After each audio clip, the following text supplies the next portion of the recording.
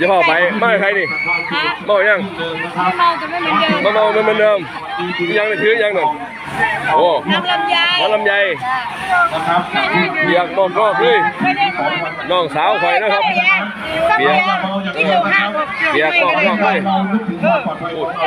รถแห่เล่าบอกว่า ลำเบียร์ ทางเบียร์ กิโลห้า เมายัง ให้กำลังใจกับพี่ เมานะแต่ไม่เหมือนเดิม ถ้าพวกเราเห็นใจท่านก็ขอให้ จะไม่เหมือนเดิม ดูด้วยกันอีกปีหน้าขอเสียงปรบมือดังๆอีกครั้ง เขาต่ออีก3 เพลง โอเค เขาต่ออีก3 เพลงโอเคบอก ทายตัวทายตัว เบิ่งตาดูตาขึ้นแหงไงตา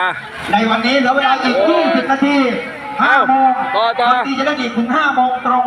แล้วก็จะให้พวกเราไป เอานะ ถอดเสื้อผ้าอาบน้ำแต่งตัวสวยที่สุดมาเล่นคอนเสิร์ตอันดับศูนย์จองไว้แค่15 โต๊ะ เอาไป โต๊ะไม่เป็นไรไม่มีโต๊ะ เนี่ยมือคือเก่า ก็มาเต้นได้นะครับโต๊ะไหนที่นั่ง